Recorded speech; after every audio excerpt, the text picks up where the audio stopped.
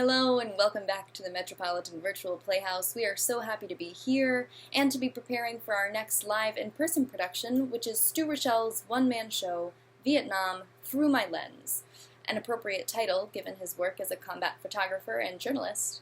Stu is here today to talk a little bit about that, as well as about the show's origins and where it's taken him since. Stu, thanks so much for being here with us today, and I'd love to just get started and chat a little bit about where this show came from, where it started. It could turn into a long story, not a little bit, but you can just cut me off anytime you like. Look, it's really an odd story and a true story, and a story that involves Metropolitan Playhouse along every step of the way. It was about 2011 when I was at Alex Rowe's apartment for a Christmas time, New Year's party, which at that time was an annual event.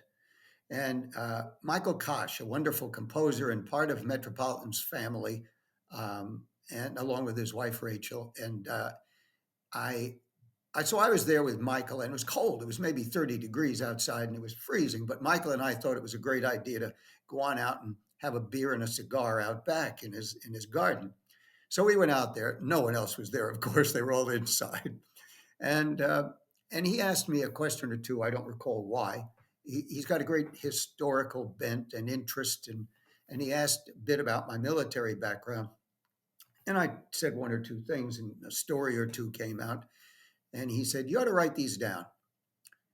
And I said, And on my mind was the notion that I didn't want to put stuff down that was going to turn into a vanity piece.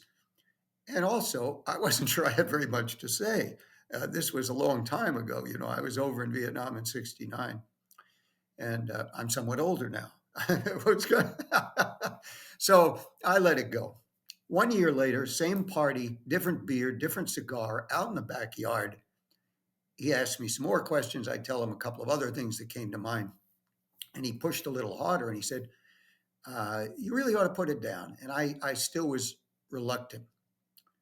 Following year, which would be 2013, I believe, we're at another location.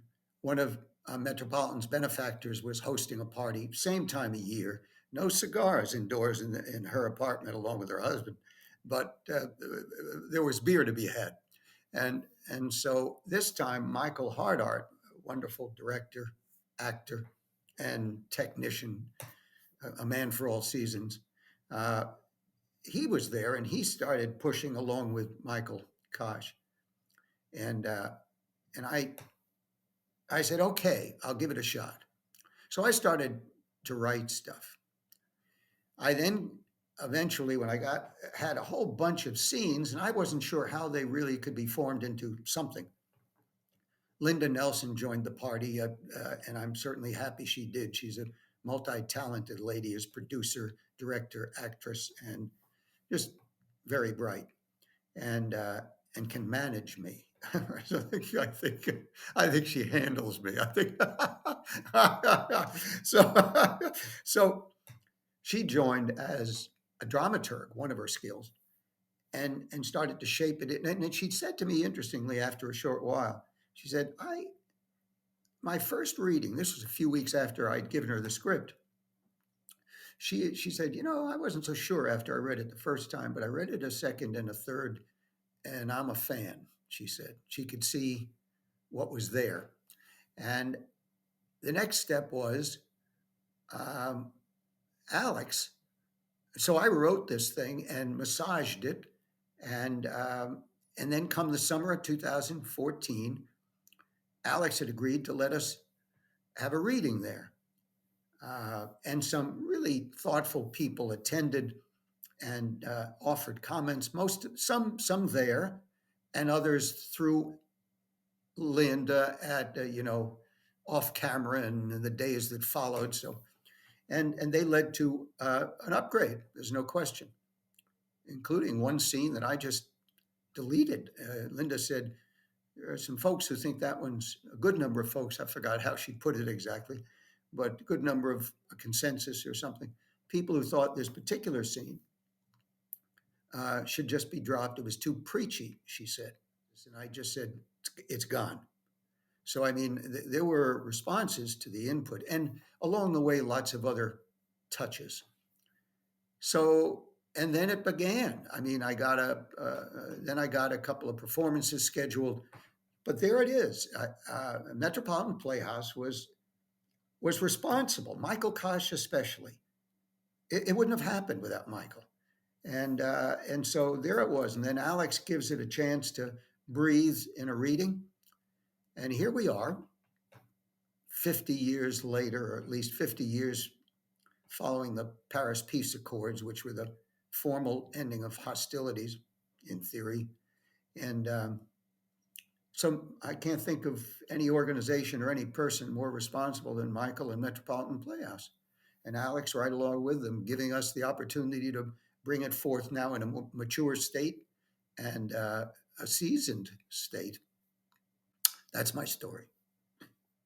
Thank you so much. What a story it is.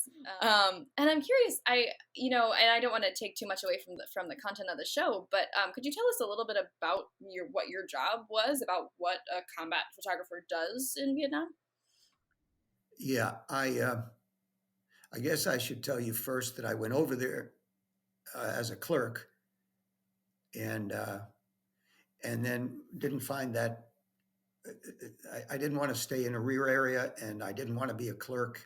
And eventually, that led me to find out about this thing called the Public Information Office, which is an enterprise within probably any division, which is a large group of men, and it publishes, it gathers information, it publishes information. I suppose it sends stuff back home to parents and local newspapers. In my case, and in the case of those who were with me in this job that I got,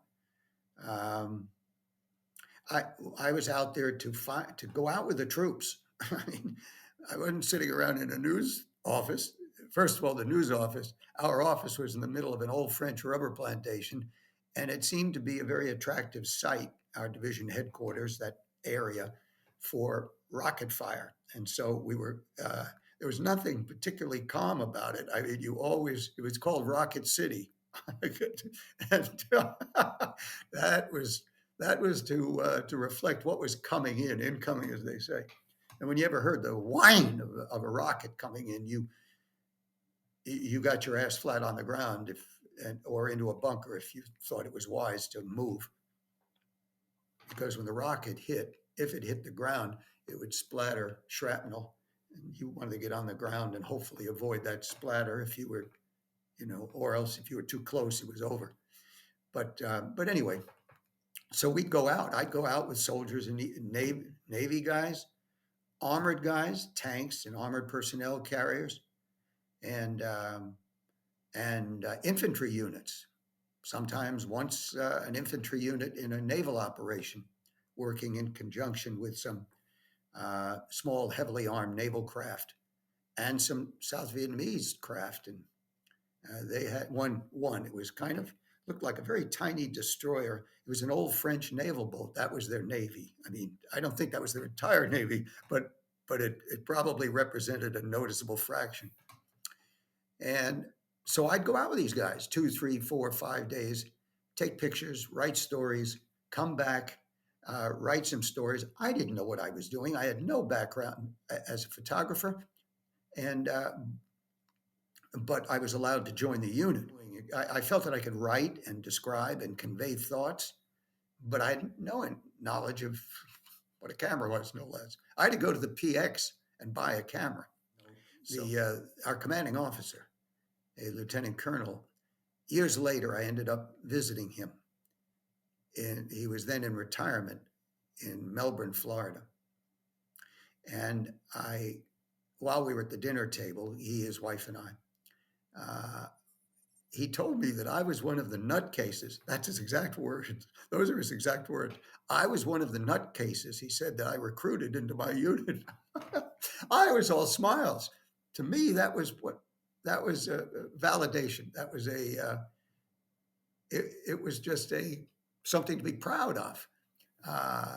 Something more proud than if I were just a clerk.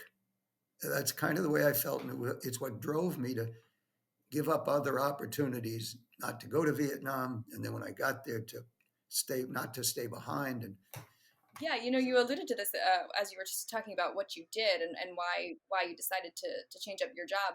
Can you talk about why you were there in the first place? well, I was in the army because, or in the military, because after school, after law school, I had to go into the military, and I had not yet passed the bar. And but I was going in. Uncle Sam, there was no question about that. There was no lottery, no volunteer army. You went unless you had some medical difficulty, or maybe some guys got out for other reasons. But so when I got in, I had basic training down at Fort Jackson in South Carolina. Then I was made a clerk at Fort Gordon in Georgia, in Augusta, Georgia. And it came to me, and I can't really be more precise than this. I just don't know. But I remember starting to feel that I would regret having spent 2 years of my life in the military if those years were spent in backwater places rather than where world history was being made. It sounds stupid. I don't know of anyone who had that other feeling, but I remember having that feeling. I don't know if there's anything else involved. Someone going to say it's a death wish, that fool. What did he do it for? I didn't think so. Uh, but there I was. So I got over there. And then reality hits when you get over there. This isn't a game. But I still felt, and actually at that point, the discharge point where I came into the country, a place called Long Bin, a big processing center. I had the opportunity, for an odd reason, to stay in the rear right then. I was confronted with someone who said, "Oh, we're going to keep you here." That's because an old buddy from law school happened to have been in Long Bin as a clerk. He had just left Vietnam. He had finished his year, and he left word with this guy to say, "Take care of Stu." I mean, this is the kind of thing you could. And and again, I was confronted very really then with the immediate obligation to make a choice. How much did I really believe I wanted to go forward to Vietnam and thereafter forward? Long Bin was pretty much a safe area at that time. And I said to the guy, "I want to go forward." He said, he had some very colorful language he added here that I don't need to add now. But he told me that I had certain mental problems if that's what I was going to do, and that I could get killed out there. I said to him, in a very heartfelt way, I can remember saying, "I appreciate what you're trying to do for me, but I want to go forward." And he said, I don't remember his exact words were, well, I think he repeated some of the colorful language. And then it was over. And the next day I had my orders. That's wow. Such I mean, it's such a story already, and there's so much we could talk about. You've talked about some of the people that you've met. The and I'm recalling that you worked with some prominent names and that made certainly lots of friends. Could you talk about the people that you interacted with? Um, One of the guys was a guy named Bill Geist. Now, Bill is a prominent author. He was on the show CBS Sunday Morning for many years. He was a CBS News reporter for many years.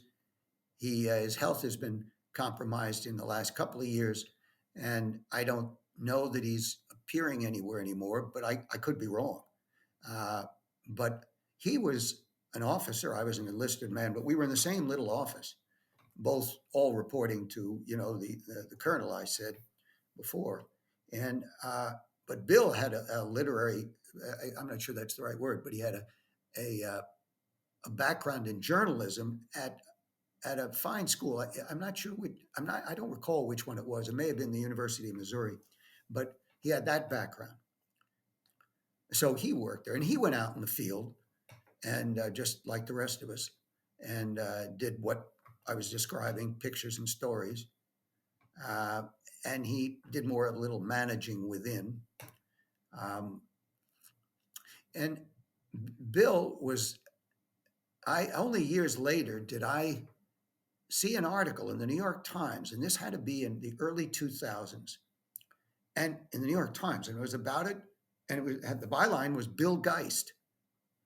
Well, I said, how many of these could there be with a journalistic background? And I ended up saying hello to him, and and some years later, no, I guess it was even before that, uh, in 1995, when I was living in California, I got a call from a producer of the CBS TV show Sunday Morning when Bill was on it, and they said we're going to revisit uh, the period of 20 years following uh, the the last men leaving. This was 1975 when that occurred. The Paris Peace Accords were 2 years earlier. But he said, we're sending people around and for different reasons. And Bill would like to go visit with some of the guys with whom he had served. And they chose me, found me, chose me, and along with others. And so Bill visited me and recorded it. And so there's a, you know, they, this was like April 30, 1995, when I think it was on the air for a segment. I don't know what they did, 10 minutes or 12, I don't know what number. I was a very tiny portion of that little segment, but he did visit me in San Jose. And, uh, and he then visited the her commanding officer and a few other guys like me, enlisted guys. And uh, he visited.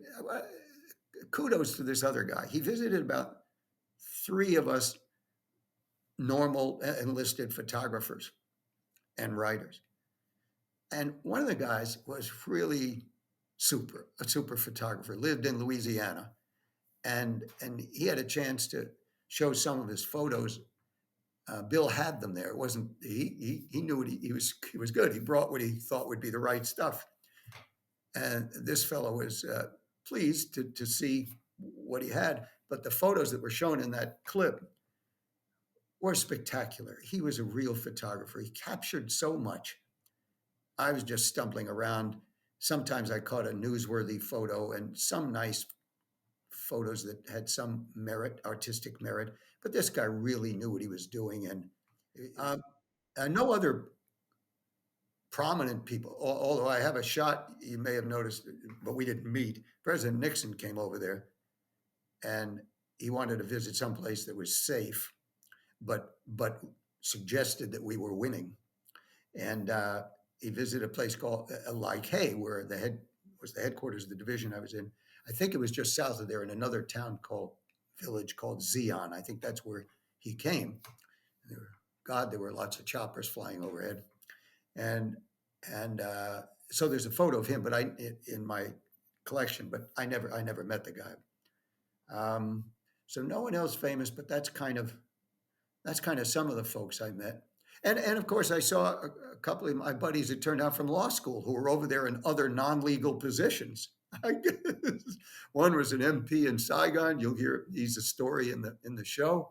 And another was a clerk at Longman. You've just heard some of my involvement with him, story about him. And so, yeah, there was that stuff. Yeah, thank you for that. And it brings me to this other question. You know, you just spoke a little bit about people's reactions and how people come to you after a show and have these kind of burning questions or burning thoughts. Um, what do you think are the most significant? What stands out to you in that regard? Each story is different. Um, one lady came up to me and she said, "My brother was there." Those were her only words. And she, tell me, I just brings it on. I remember where she was standing over my left shoulder. I remember where it was. It was a college in southern New Jersey. and and she just started to tear and then said thank you, I believe, and then walked away. She couldn't, and my inference from what had just taken place was that he didn't come home. Um, then there was a guy who came up to me in Salt Lake City he came in at the very end of the group that was coming up to me. His mobility was limited, and he had either a walker or a cane, as I recall.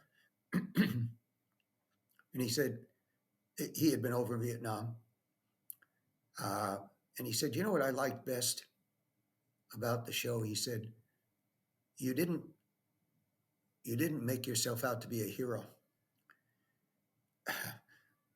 That was not a hard task. I mean, I was not. It really was. And I was aware all the time of the fact that there were so many other people who were at risk a far greater amount of time during the day, and in riskier places, on riskier missions. I was out there sometimes at greater risk and sometimes at more minimal risk. But there are guys who were out there, you know, every day. Chopper pilots who were going out there, medevac chopper flights, trying to collect injured guys, going into hot, dangerous landing zones. Talk about courage. So I mean that's ingrained in me that I was just in a position of relatively minimal risk next to so many of these guys. So I'm no hero. I mean, I appreciate that perspective, and it's, I have to imagine that, you know, doing this kind of, creating this kind of piece has brought, not just brought memories back, but has affected things in your life. Have you found that as you've been creating this piece, as it's come together, that that's affecting, you know, what you choose to do, what kinds of things you know, your next steps, and what you think about it? My time over in Vietnam has certainly affected me. And I have a point in the show where I describe some of that. And but that was unexpected. The changes were unexpected and they were gradual. And it was long before I was writing the piece. It it didn't happen in the first 4 or 5 or 6 years. In fact, I really had no interest in being around soldiers. It wasn't a dislike. I just had no strong sense that that was something I wanted to do or needed to do. I was working. I was trying to earn a living and had another world. And and actually in that world, I don't remember meeting many Vietnam vets. I in the working world, I I must be wrong about that, but the subject didn't come up, I suppose. But in a social sense, I was more my admiration grew for those who, as I put it, place themselves in harm's way every day so the rest of us could flourish. And that's Yeah, I appreciate that, and it's just so interesting how, you know, how it has shaped your whole philosophy and so much of your life. I think it has, yeah, in those regards, in those ways, I think it has.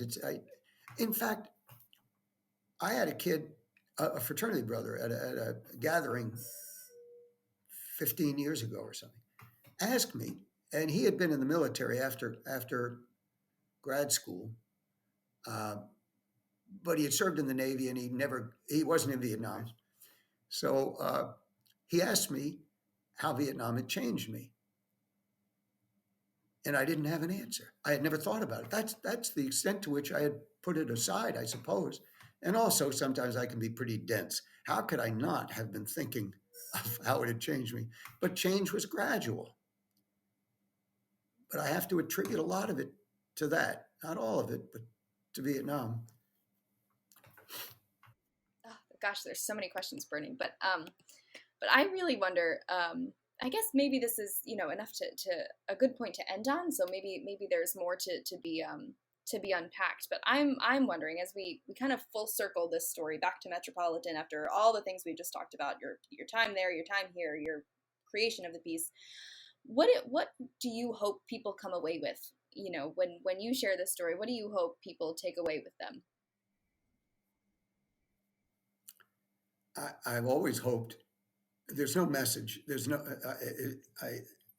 I've written other plays, and when you start introducing a message, I think it's a dangerous thing to do. And I wasn't. I had no particular military message I wanted to convey.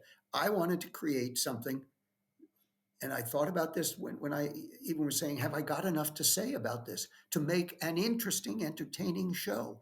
I had that view early on. I still have it. I want people to enjoy it. And the product ultimately has lots of laughter from the audience, not just me, though I chuckle sometimes. Uh, and some moving moments. There's poignancy. There's no question. You can just see from moments I had tears. I don't know when the tears happen. Sometimes there are one or two parts where it's more likely than others. But depending upon how I feel, there's nothing phony about it. If it comes on, it comes on. And I want the show to move people. I want people to be entertained. I want them to laugh. So there's poignancy, humor, drama. There are some unexpected moments, unexpected for the audience. I have no message other than wanting to produce something that people will remember for good reasons.